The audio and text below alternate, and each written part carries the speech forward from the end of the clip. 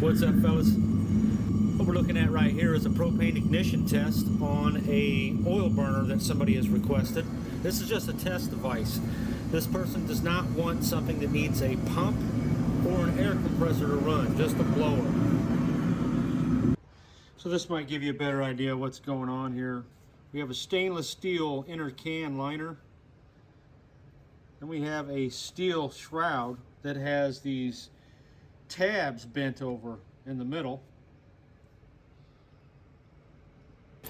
Okay, so this thing's only going to be burning waste oil. So here's our oil input tube that has this shroud going over it. This is a tangential intake, and the extremely hot gases or hot air pumping through that outer shell is going to somewhat atomize the oil. You can see here, this is the outer shell, and you see these turbulators that we have, turbulator tabs, and that's kind of what we've got there. So we're hoping for better performance than just a regular barrel burner at lower outputs. So I do a quick propane test just to see this thing will actually fly, and it does pretty good. It's fairly stable, real easy to light. To get it to light, it has an ignition port in the center of the back that you just insert a lit propane torch and slowly turn on the propane, and it lights right up almost as soon as you start to hear the sound of the propane being injected. So we're going to preheat this thing for about 40 seconds on propane, and then we are going to slowly transition from the propane to the dirty waste oil. And of course, you would put some marks on your valve. This valve does have a little needle pointer on it. That's on waste oil right there. We're about, we was about 50 watts. We now turned it up to 100 watts of air right here. And that fuel valve setting will be dependent on the height of your fuel tank. You always want the fuel tank to be above the burner. You can see here we're getting hot pretty quick. The carbon steel is not going to hold up, unfortunately, but I had to try it. We're already at 700 degrees, and the thing's so hot you don't even want to be by it. But this is a good way to salvage a lot of that heat that would typically be lost through infrared heat. So maybe we put a stainless steel liner on this thing and possibly some insulation. We can get some higher discharge temps for sure. And yeah, the carbon steel is going to be a no-go. It's totally burn up. But I had to try it. We had to know. It also looks like we might want to inject our oil at the center of this combustion system. Oh, I'm sorry, it's 195 watts of air. I think we're running it on high right here. Definitely a pretty powerful burner. We're going to run it for 2 hours and see how long it holds up before it gets all filled up with ash, because that's what these things can do sometimes. That's why you want a atomizer on there, so you don't get this right here. Now that buildup can take, you know, up to 10 hours before it becomes an issue, but it'd be kind of like a fireplace. You have to de-ash every once in a while. Okay, so I'm going to try that one more time and put a lit torch in the back. Turn the propane on slowly until it lights. Then we kind of stop there. Going to put the intake port back on, which is just a 3/4 plug. And we're going to turn the propane up just a little bit. We're going to let this thing preheat. These things are a real pain in the neck to light straight on waste oil, which is kind of what the propane assist is all about. So we're now going to introduce the waste oil in tandem with the propane. And this thing has a little bit of a delay to it, and I don't have the valve metered yet. I don't have any scratch marks on the needle indicator to read from, so I'm just kind of guessing here where it needs to be. I don't want to open it too far and spray a bunch of oil in there. So I'm just slowly transitioning from propane to waste oil. It looks like I'm a little low on waste oil right here. I just haven't figured that out yet. I know now what to do right away. Just get a good sized flame shooting out the front, and once it's going like that, you can turn that propane all the way off. I still got a little propane going in there. Looks like we might have had a loose fitting or something. And I think I'm about to shut the propane off now. Yep, that's completely off. That's 100% waste oil now. And I'm starting this off at about 50 watts of blower power. Okay, that's 100 watts of blower.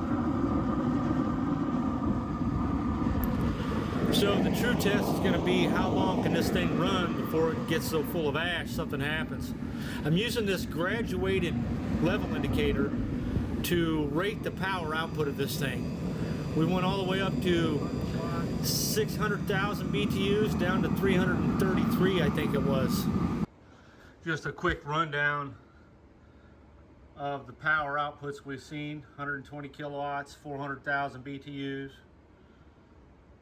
200 kilowatts, about 680,000 BTUs. I think the lowest we ran it was 337.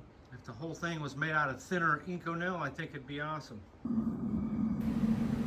All right, so what we're doing now is running the thing as long as we can with as much oil as I can put into it. We end up running it for just over 2 hours, but I'm just letting it go through its paces. You can see here the oil preheater is getting up to about 235 degrees. That says 250 right there. So here we are 40 minutes later. Okay, so after 40 minutes of running, things appear to be stable. We did a little test at 6 minutes and 4 seconds, and we came up with 337,000 BTUs.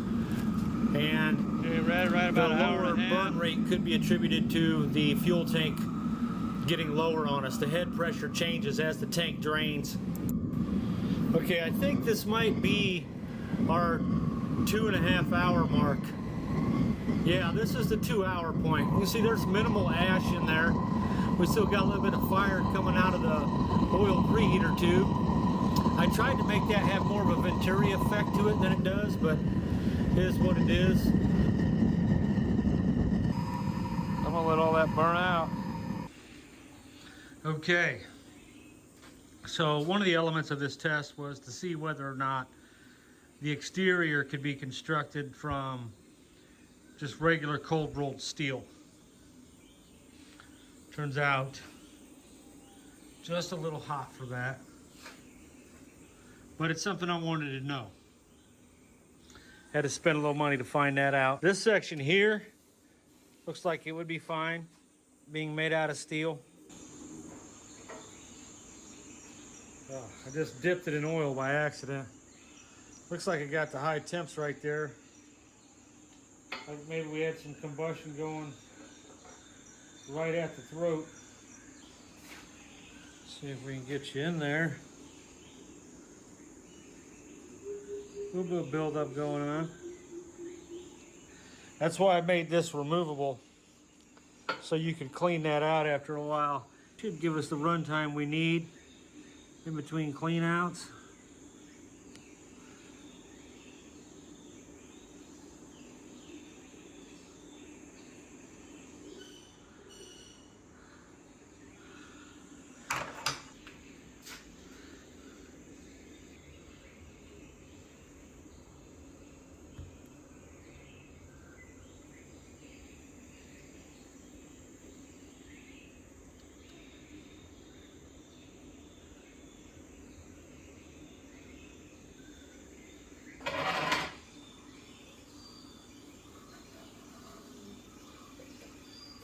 Got a nice specimen of that.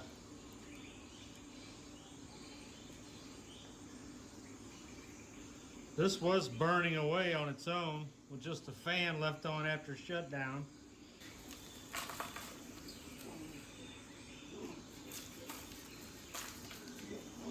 Let's get this out onto a tray. You know that guy? He's awesome. It's just a piece of carbon. Some of this is like crystal growth, kind of like you'd see in a power plant on the superheat tubes and stuff.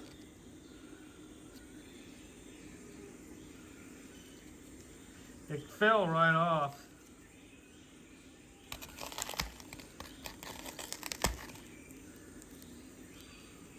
There's the front of it, all rusted up. So, sure, there's some modifications that can be done. I'm wondering about injecting the oil in a different spot than the air. That's too much cooling in one area. Maybe the oil needs to go in up front more, where there's already a lot of fire. That vortex will pull stuff to the back. Yep, the steel's a no-go. The whole thing will have to be made of stainless. I had to know though. I had to know. I guess a temperature gun might have indicated that. If I would have saw anything glowing in stainless, that would have also indicated that, but that's a lot of money to just build a prototype. I cased it in 16 gauge cold rolled steel. So essentially, that's why people use atomizer nozzles in these combustion systems with waste oil to get the best results. If we had an atomizer spraying the oil in here, the entire casing would burn hot enough to burn that ash off of the wall.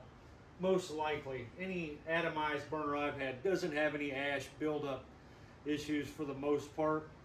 Maybe a little bit. I've never run one for 24 hours at a time or nothing like that, but that's the difference between drip feeds and atomizer nozzles. Is these drip feeds, you're going to get this crystallized type ash growth. It actually has a crystalline look to it, like it's the clinkers growing on the heat exchangers in power plants. They call them curtains. I'm trying to think of what else we call them. The steam walls. Catch you later, fellas. All stainless steel coming up.